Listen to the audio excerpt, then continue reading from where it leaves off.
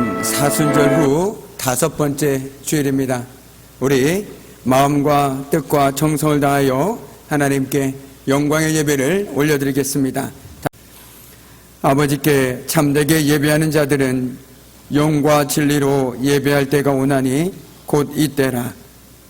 아버지께서는 자기에게 이렇게 예배하는 자들을 찾으시느니라.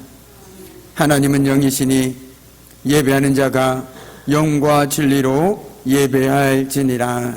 아멘.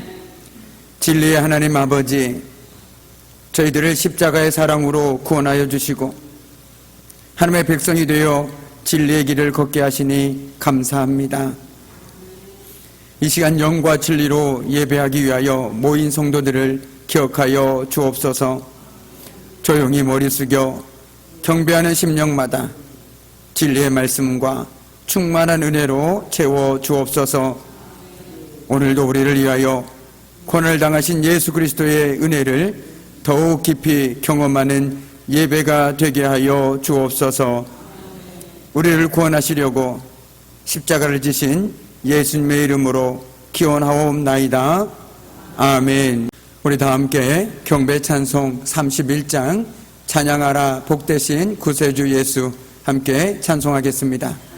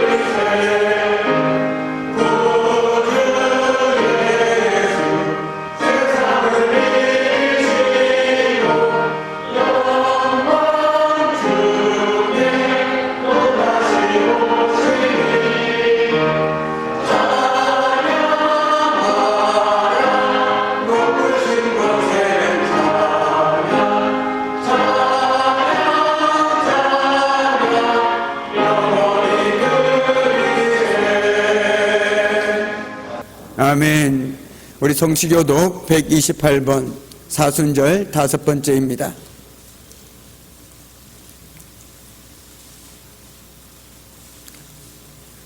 성시교독 128번 사순절 5번째입니다. 나의 영혼이 잠잠히 하나님만 바라며 나의 구원이 그에게서 나오는도다.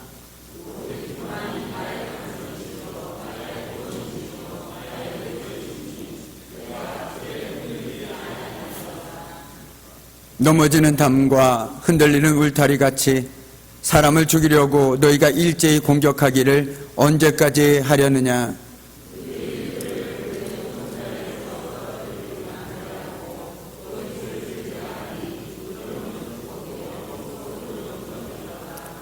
나의 영혼아 잠잠히 하나님만 바라라. 물은 나의 소망이 그로부터 나오는도다.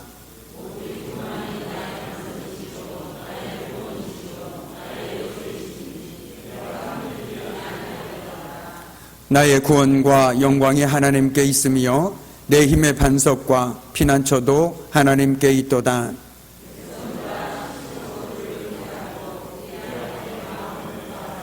하나님은 우리의 피난처시로다. 아멘. 지난 한 주간을 돌아보며 참회의 기도를 드리는 시간입니다. 주여 아버지, 하나님께서 저희들에게 변함없는 사랑으로 한 주를 허락해 주셨건만 저희들의 입술과 저희들의 마음과 저희들의 삶은 주님이 보시기에 정말 기쁜 삶이 아니었음을 이 시간 고백합니다. 이 시간 주님의 그 크신 사랑과 긍휼하심과 은혜를 힘입어 주님 앞에 회개함으로 나아가오니 이 시간 우리가 고백하며 나아갈 때마다 하나님의 그 크신 은혜로 덮어주시고 이 시간 우리의 정직한 영과 깨끗한 마음을 더해주셔서 우리의 삶이 늘 주님이 기뻐하시는 상한 심령으로 주님 앞에 나아갈 수 있도록 하나님께서 인도하여 주옵소서. 이 시간 저희들에게 회개의 영을 부어주심으로 저희들이 고백하지 못한 죄까지 주님 앞에 고백하게 해주시고 예수 그리스도의 거룩한 십자가의 보혈로 덮여주심으로 다시 저희들 주 안에서 믿음의 담대함을 가지고 난 살아갈 수 있도록 주여 우리를 붙들어 주옵소서. 주여 우리의 연약함을 나시오니 오늘도 그 크신 자비와 긍휼하심으로 우리를 붙들어 주심으로 오늘도 하나님의 은혜로 저희들 부족하지만 하나님의 뜻 가운데 머물러 살아가는 저희들의 삶 되게 하여 주옵소서. 오늘도 우리의 죄를 용서하시는 예수님의 이름으로 간절히 기도드립니다. 아멘.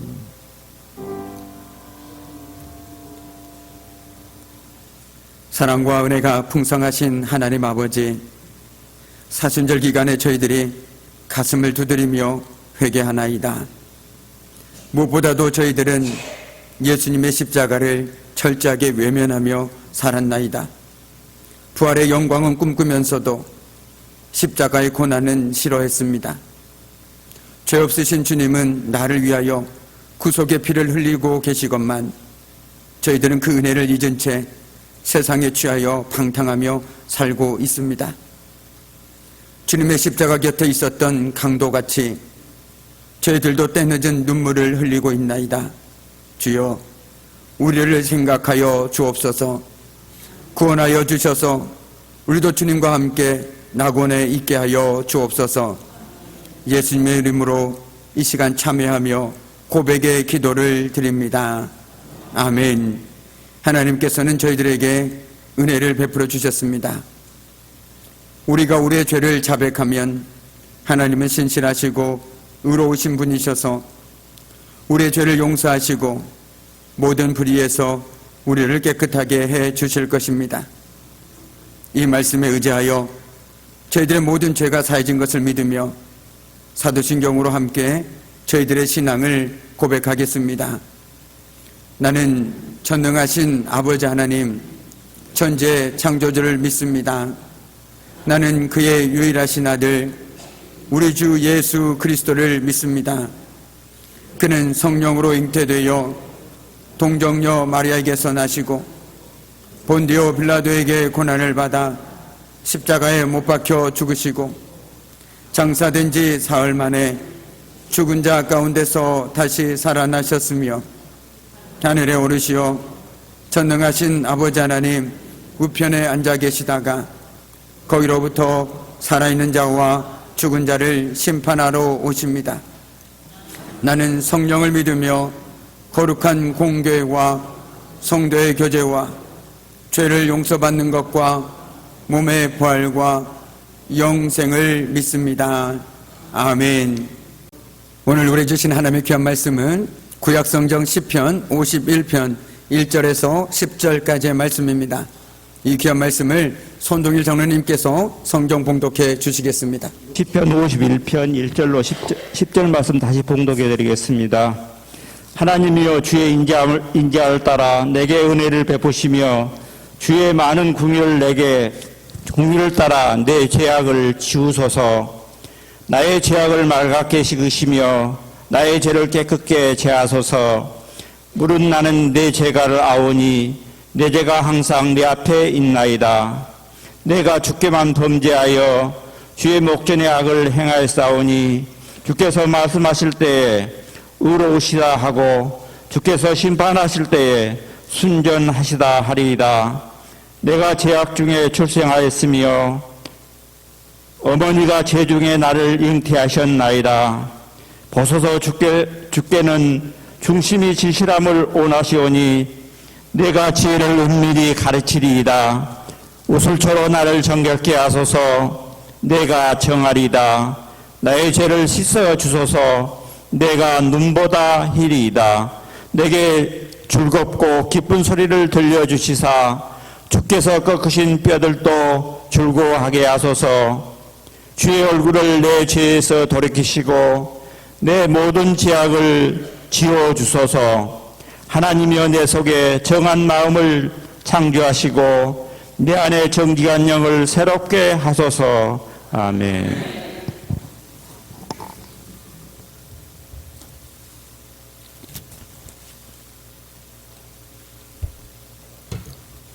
기도하겠습니다. 참으로 고마우신 아버지 하나님 감사합니다. 오늘도 하나님의 가운데 저희들 하나님 귀한 말씀 앞에 섰습니다. 오늘도 저희들의 마음을 열어주시고 이 시간 말씀이 선포될 때에 저희들의 마음과 생각을 주장하여 주심으로 오늘도 하나님 귀한 말씀을 깨닫고 저희들 평생 삶 가운데 오늘도 그 말씀을 붙들고 살아가는 복된 믿음의 삶 되어줄 수 있도록 하나님 도와주옵소서. 모든 것 하나님께 온전히 의탁하오며 감사드리며 예수님의 이름으로 간절히 기도드립니다. 아멘. 할렐루야. 반갑습니다. 우리 앞뒤 좌우 반갑게 인사 나누겠습니다. 반갑습니다. 네, 반갑습니다. 한 주간도 평안하게 주의 은혜 가운데 살아가시다가 오늘도 이렇게 건강한 모습으로 다시 만나뵐 수 있음이 참으로 은혜요 감사한 것 같습니다. 오늘도 그 하나님 은혜 감사하면서 오늘도 말씀을 통해서 우리 삶을 비춰보고 다시금 더 깊은 은혜 가운데 나아가는 저와 여러분의 복된 또한 한 주의 삶이 되기를 주님의 이름으로 간절히 축복합니다. 아멘. 네, 제가 실수라는 바람에 말씀을 2번 읽었는데요. 어쨌든 그 말씀 가운데도 단 하나님께서 은혜 주시리라 믿습니다. 오늘 시편 51편은 우리가 잘 알고 있는 참회의 시, 회개의 시편입니다. 오늘 51편 옆에 보면 표제어로 이렇게 기록되어 있습니다. 다윗의 시, 인도자를 따라 부르는 노래. 다윗이 밧세바와 동침한 후 선지자 나단이 그에게 왔을 때라고 되어 있습니다. 나단 선지자가 다윗을 찾아왔습니다.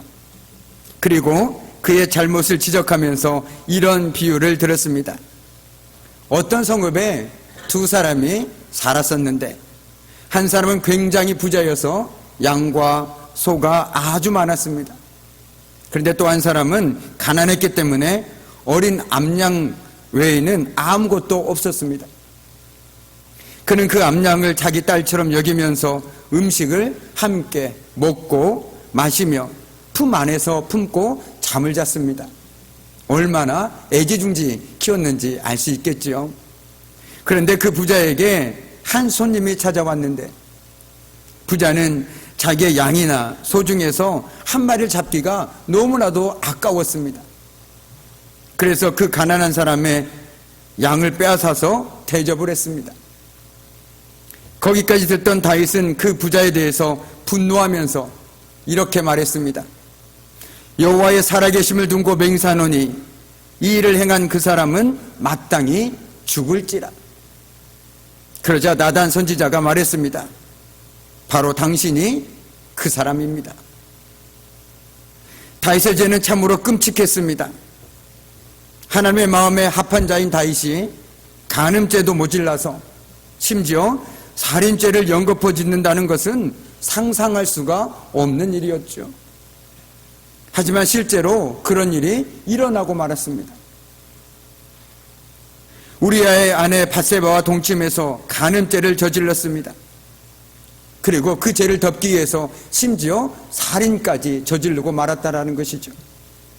이처럼 죄의 무서움은 바로 은폐성에 있다라는 것입니다.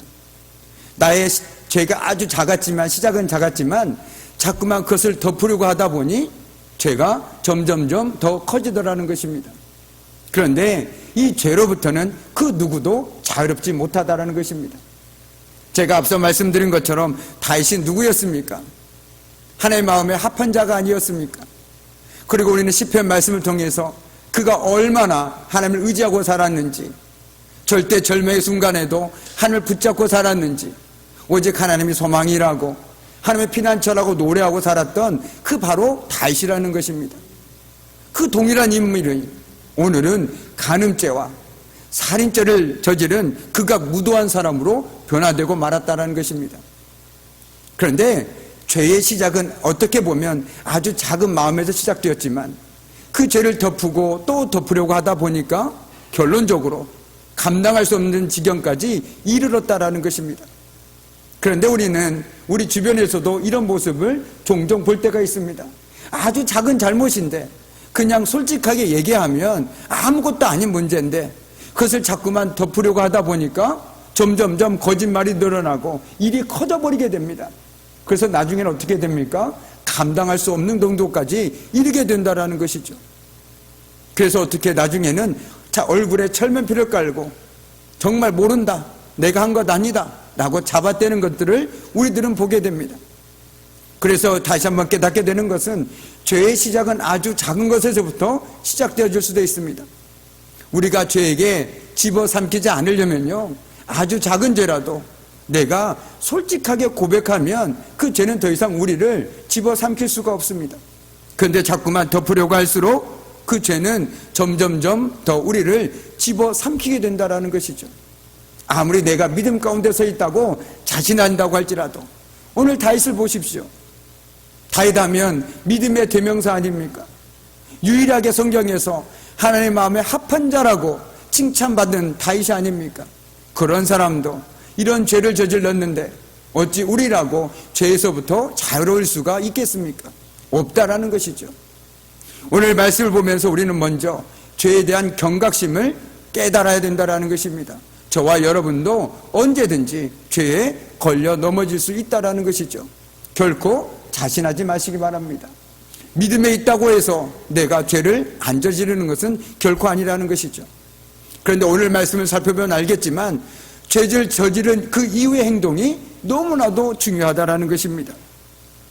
오늘 사건을 저지를 때 다윗은 하나님께서 자신을 보고 계시며 자신을 다스리고 계시다라는 사실을 인식하지 않았습니다. 즉 자신의 인생이 자기 것이어서 자기 마음대로 해도 되는 줄로 생각하고 있었다라는 것이죠. 다윗은 그 죄를 은폐하려고 시도했고 거의 성공할 뻔했습니다. 하지만 하나님의 눈은 피할 수가 없었습니다. 사람의 눈은 속일 수 있고 사람의 마음도 속일 수 있습니다. 그러나 불꽃 같은 눈으로 우리를 지켜보고 계시는 하나님의 눈은 그 누구도 피할 수가 없다라는 것이죠. 이처럼 우리가 하나님의 눈이 날 언제나 함께 하신다, 하나님을 두려워하는 마음을 가지고 살아갈 때 저와 여러분은 죄를 저지를 수 있지만 그 죄를 은폐하려고 하지는 않다라는 것이죠. 오히려 그 죄를 가지고 주님 앞에 나아가게 되는 삶을 살아갈 수밖에 없다라는 것입니다. 오늘 하나님이 보내신 나단 선지자가 들려준 이야기가 다른 사람의 이야기가 아니고 바로 자신의 이야기임을 알고 다윗은 그 순간 하나님 앞에 항복선언을 합니다. 주님, 내가 잘못했습니다. 주님, 참으로 내가 잘못했습니다.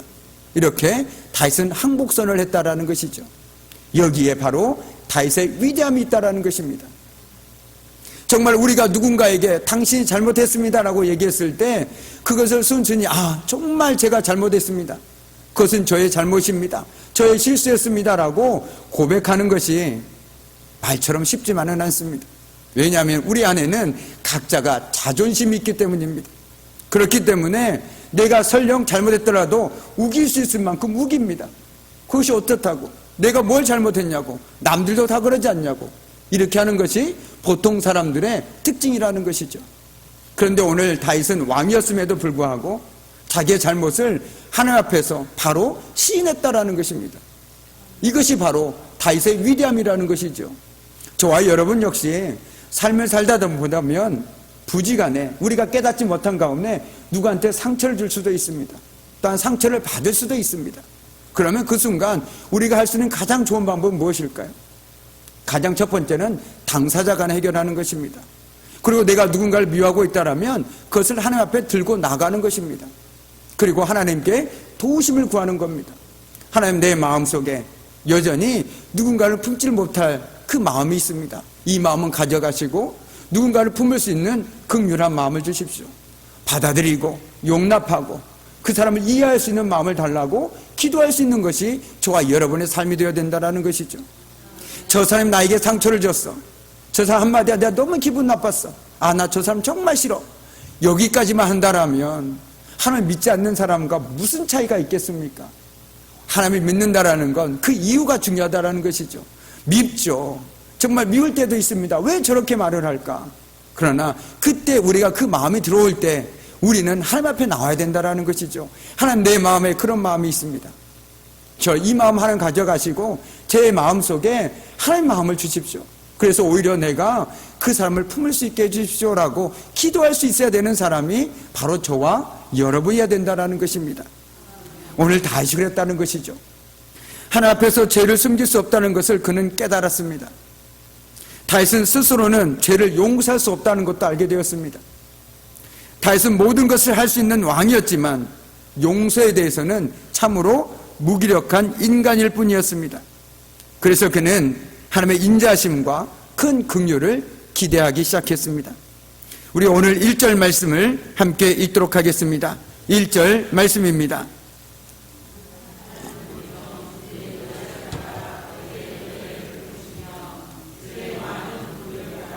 내 죄악을 지워주소서. 아멘. 어떻습니까? 그가 할 수 있는 것은 하나님의 은혜를 구하는 거였습니다. 내가 죄를 깨달았을 때 가장 먼저 할 수 있는 것은 내가 잘했네 잘못했네 이게 아니라 하나님 앞에 바로 인자를 따라 은혜를 베푸시도록 하나님께 기도하고 긍휼을 구하는 것이었습니다. 이것이 바로 다윗의 모습이었다라는 것이죠. 그리고 그가 할 수 있는 최선의 길은 바로 하나님, 나 하나님의 긍휼과 자비하심을 의지해서 하나님께 간구합니다. 내 죄악을 치워주십시오. 내 죄를 깨끗하게 해주십시오라고 부르짖는 일뿐입니다. 입이 엎드려진 일을 우리가 어떻게 담을 수 있겠습니까? 하나님께서 나의 죄를 지워주셔야, 나를 깨끗게 해주셔야 우리는 깨끗해질 수 있다라는 것입니다. 하나님은 모든 것을 기억하시지만 한번 용서하신 죄는 다시는 기억하지 않습니다. 여러분 혹시 회개하면 떠오르는 영화가 있지 않습니까? 바로 밀양이라는 영화입니다. 전도연이 주연했던 그 영화 회개, 거기에서 많은 사람들이 기독교에 대해서 손가락질했고 또한 그에 대해서 회개에 대해서 많은 것들을 다시 한번 생각나게 해준 영화였습니다. 회개라는 건 오늘 말씀에서 나누겠지만 회개라는 건 단순히 주님 내가 이런 잘못을 했습니다. 용서해 주십시오. 하나님께서 내 죄를 용서해 주신 줄 믿습니다. 여기까지 끝나는 것이 회개가 아니라는 것입니다. 그것은 그저 후회에 불과하다는 것이죠. 아, 주님 내가 그렇게 살지 말았어야 했는데 그렇게 살았네요. 이건 후회입니다. 회개는 후회가 아닙니다. 회개라는 것은 철저하게 반성하고 내 삶이 바뀌어지는 것까지가 바로 회개라는 것이죠. 그래서 세례 요한이 뭐라고 얘기했습니까? 회개에 합당한 열매를 맺으라라고 얘기하지 않았습니까? 내가 정말 회개했다라면 그에 합당한 열매가 내 삶 가운데 맺어질 수밖에 없다는 것입니다. 그러나 후회한다는 건 무엇입니까? 아, 아쉽다. 그때 이렇게 하면 좋았을 걸. 그리고 여기서 끝나는 것은 후회입니다. 그런데 많은 믿음의 사람들이 안타깝지만 회개를 후회로 착각하신 분들이 있다는 것이죠. 그냥 후회만 하고 끝납니다. 그리고 주님께서 나를 용서해 주셨으니 이제 더 이상 나에게는 아무 일도 없다라는 식으로 살아간다라는 것입니다. 앞서 말씀드린 밀양에서 그 사형수가 바로 그런 거라는 것이죠. 정말 그가 하나님께 진정으로 회개했다라면 그 회개에 합당한 삶을 그 전도연에게 보여줘야 됐습니다. 사랑하는 아들을 죽이고도 하나님께서 나를 용서해 주셨으니 나는 이제 자유롭다. 나는 하나님의 은혜로 살고 있다. 그러니 당신도 하나님의 은혜로 살아라. 이건 어떻게 살인자가 할 말입니까? 결코 살인자가 할 수 있는 말이 아니라는 것이죠. 내가 진정 회개했다라면 그 부모의 마음에 같이 아파하고 나의 잘못을 처절하게 찢고 가슴을 두드려야 되는 것입니다. 그리고 그거에 맞는 내 책임을 감당해야 되는 것이 진정한 회개인 것이지, 내가 그때 잘못했네요. 이것식으로 후회하는 것은 결코 회개가 아니라는 것입니다. 다시 한번 말씀드리지만 회개를 후회와 착각하지 마시기 바랍니다. 후회라는 것은 그저 후회일 뿐이지만 회개는 내 삶에 분명한 변화가 일어날 수밖에 없다는 것이죠. 왜냐하면 회개는 내 마음과 하나님의 마음이 연결하는 것이기 때문에 그렇습니다. 하나님께 돌아와서 내 마음이 아니라 내 생각으로 채우는 것이 아니라 하나님의 마음으로 채우는 것이 바로 회개의 시작입니다. 그럼으로써 죄를 대하는 태도와 삶이 달라지기 시작합니다. 내 마음으로 보니까, 내 눈으로 보니까 그럴 수도 있지, 별것 아니네 라고 생각했던 것이 하나님의 마음으로 보니까 이건 별게 아닌 게 아닙니다. 정말 이건 사람이 하지 못할 일입니다. 그러니까 하나님 앞에서 내 가슴을 치면서 주님, 정말 내가 죄인입니다. 내가 아무것도 할 수가 없었네요. 내가 너무나도 극악 무도한 일을 저질렀습니다라고 가슴을 치며 울며 부르짖을 수밖에 없다라는 것입니다. 왜요? 하나님의 마음으로 보니까. 내 마음으로 보면 그럴 수도 있습니다. 사람이 살다가 실수할 수도 있죠. 사람이 살다가 누구 때릴 수도 있죠. 누구에게 말로 실수할 수도 있죠. 근데 하나님의 마음으로 보니까 내가 저 사람한테 그래서는 안 됩니다.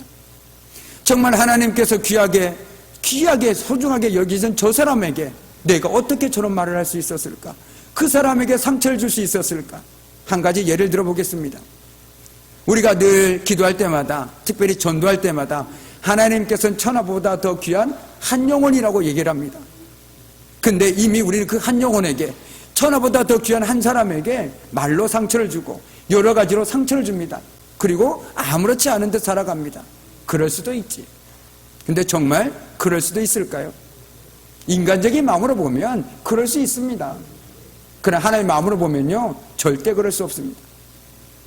내 작은 상처 때문에 누군가가 하나님으로부터 멀리 떨어져 나간다면 그 하나님의 마음은 어떻겠습니까? 찢어지겠죠. 정말 저 영혼 한 사람을 위해서 예수님께서 십자가에 못 달려 돌아가셨는데 나의 작은 한마디 때문에 그 사람이 그 하나님의 사람부터 떨어져 나가버린다 하면 하나님의 마음은 찢어지지 않겠습니까? 근데 우리는 아무렇지가 않습니다. 언젠가 돌아오겠지. 자기가 잘못했잖아. 이게 우리의 마음이라는 거예요. 그러나 하나님의 마음으로 보면 어떻습니까? 찢어집니다. 정말 내가 해서는 안 될 일을 한 겁니다. 그렇기 때문에 우리가 눈물로 하나님 앞에 부르짖고 제가 잘못했습니다. 가슴을 칠 수밖에 없는 것이 바로 회개라는 것입니다. 회개는 앞서 말씀드린 것처럼 하나님의 마음으로 내 삶을 보고 내가 했던 것들을 바라보는 것, 거기에서부터 시작된다라는 것이죠. 마치 불효자가 뒤늦게 부모님의 마음을 알았습니다. 자신이 얼마나 사랑했는지, 그리고 얼마나 자신을 위해서 한 행동인지를 뒤늦게 알았을 때 그 자녀는 어떻겠습니까? 그 자녀는 그때 그 부모님의 마음을 알고 나서 마음이 찢어집니다. 내가 왜 그때 그 마음을 몰랐을까? 몸둘 바를 모릅니다. 너무 죄송스럽습니다. 그리고 이제는 불효자의 삶에서 돌아서서 내가 부모님을 전심으로 섬겨야겠다. 그 마음을 깨닫게 되는 것 아니겠습니까? 이것이 바로 회개라는 것입니다. 회개는 내가 하나님께 돌아가는 것에서부터 시작됩니다. 단지 내 죄를 쭉 나열하는 것이 회개가 아니라는 거예요. 내가 하나님께 돌아가서 하나님의 마음으로 하나님의 말씀에 비추어서 내 삶을 보니까 이것은 도저히 용납이 안 되는 겁니다. 그렇기 때문에 눈물이 나기도 하죠. 애통해야 된다라는 것입니다. 슬퍼해야 된다라는 것입니다. 가슴을 치면서 울며 찢으면서 주님 앞에 울부짖어야 된다라는 것입니다. 왜요? 차마 내가 하나님의 마음이라면 하나님의 말씀에 비춰봤을 때 하지 못할 행동, 그 말들을 했기 때문에 그렇다라는 것이죠. 내 안에 하나님의 마음이 충만해지면 우리는 회개하는 순간 내 삶이 변화되기 시작합니다. 단순한 후회에서 멈추는 것이 아니라 삶의 변화까지 이루는 것, 이것이 진정한 회개라는 것입니다. 다윗이 애통하며 회개했을 때 어땠습니까? 그는 그 삶을 바꿨습니다. 그냥 그 순간을 모면해 보려고 주님, 내가 잘못했습니다. 주님은 사랑이 크신 분 아닙니까?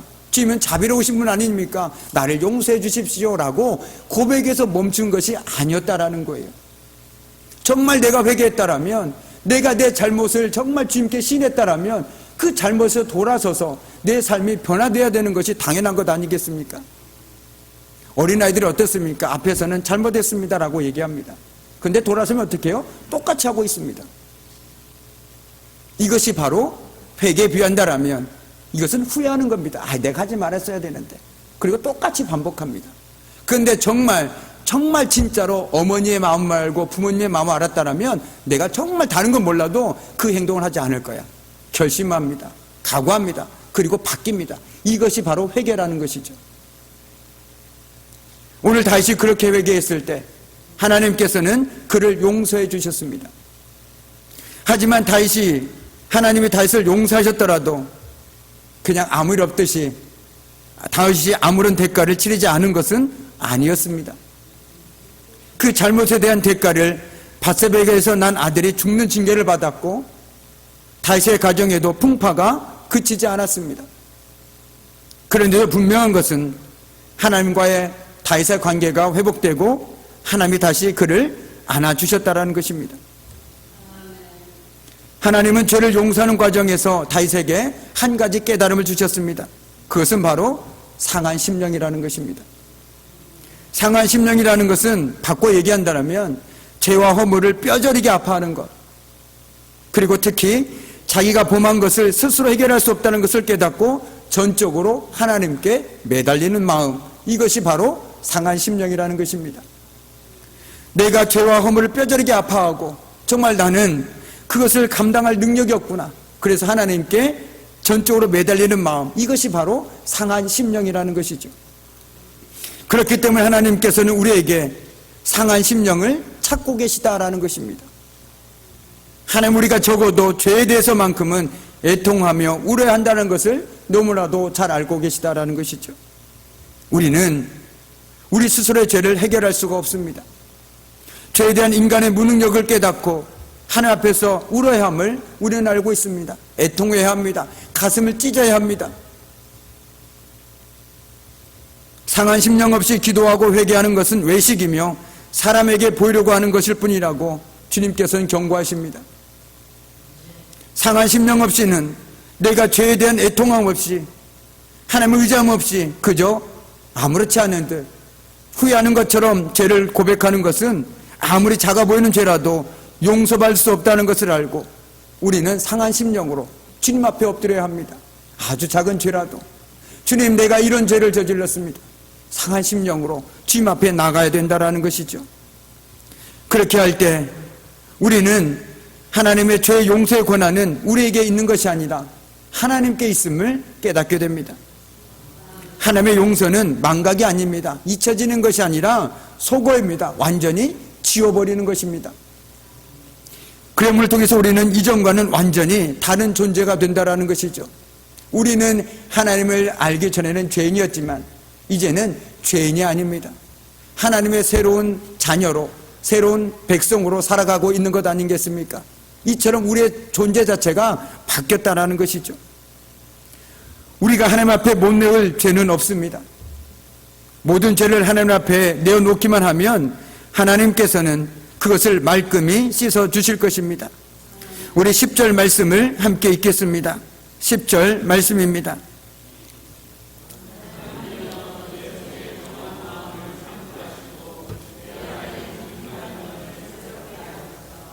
아멘. 다윗은 스스로의 힘으로는 주님 앞에 바르게 설 수 없다는 사실을 깨닫게 되었고, 그래서 하나님께 기도합니다. 하나님, 내 마음에 깨끗한 마음을 창조해 주시고 그의 속을 견고한 심령으로 새롭게 해 주십시오. 즉, 하나님께서 함께하지 않으시면 자신은 그 죄악에서 결코 빠져나올 수 없음을 그는 너무나도 잘 알고 있었습니다.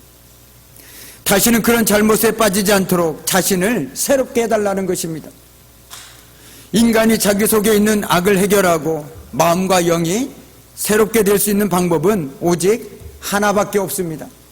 그것은 성령께서 우리 안에 오셔서 정결한 마음을 창조하시고 정직한 영을 새롭게 해 주시는 것입니다. 우리 안에 성령이 계셔야 우리는 죄를 이길 수 있습니다. 그래서 다윗은 죄 용서에 그치는 것이 아니라 죄를 이길 능력을 구하고 있는 것입니다. 성령으로 충만해야 죄의 유혹을 이길 수 있는 것이죠. 다윗이 위대한 것은 그가 철저하게 회개했기 때문입니다. 우리의 죄보다 하나님의 긍휼과 인자심이 더욱 크다는 것을 믿고 다윗처럼 상한 심령으로 정말 내 죄악을 정말 찢고 아파하는 그 마음으로 하나님께 나아가서 우리 하나님께 주시는 용서함과 그리고 자유함과 기쁨을 누리기를 간절히 소망합니다. 바라기는 상한 심령으로 주님 앞에 나아감으로써 하나님이 주신 은혜와 긍휼과 회복의 은혜를 누리는 저와 여러분의 한 주간의 삶이 되기를 주님의 이름으로 간절히 축원합니다. 아멘. 기도하겠습니다. 사랑과 은혜가 풍성하신 하나님 아버지, 이 시간 우리의 모든 허물과 죄를 주님 마음으로 돌아보길 원합니다. 주여, 우리 안에 선한 것이 없음을 깨닫사오니 우리 안에 깨끗한 마음을 창조해 주시고 그의 속을 견고한 심령으로 새롭게 해 주시옵소서. 다윗처럼 상한 심령으로 하나님께 나아감을 통해서 용서받는 자유함과 기쁨을 누리게 하여 주옵소서. 우리를 위해 이 땅에 오신 예수님의 이름으로 기도드립니다. 아멘. 이 시간 하나님께 준비한 예물을 드리는 시간입니다. 특별히 하나님께 예물 드릴 때 이금정 사모 나오셔서 우리 악기로 하나님께 영광 돌리도록 하겠습니다.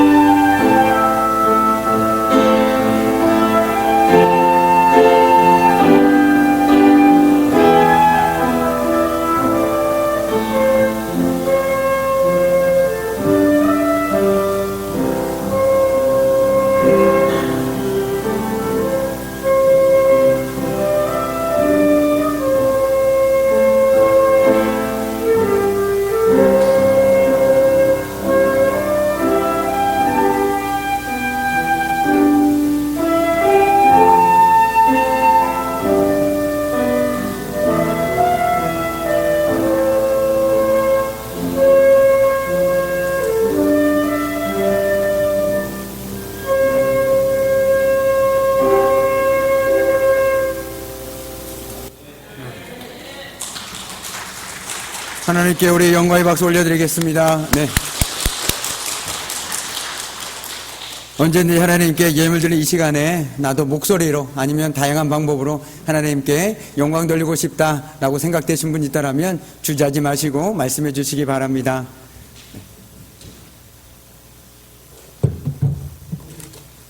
오늘 하나님께 귀한 예물을 드리는 손길이 있습니다. 우리 11조 문기님, 우리 신현봉 이삼순, 우리 생일 감사헌금 이오임, 우리 감사헌금 백용순, 주님 범사에 감사합니다 백남임, 문진규 정기선, 세달 새날 주심에 감사합니다 익명으로 드린 손길이 있습니다. 이산내, 백형재 문성임, 천기훈 이금정, 그리고 이종남, 그리고 1000번 감사입니다. 김문숙, 김일수, 김나영,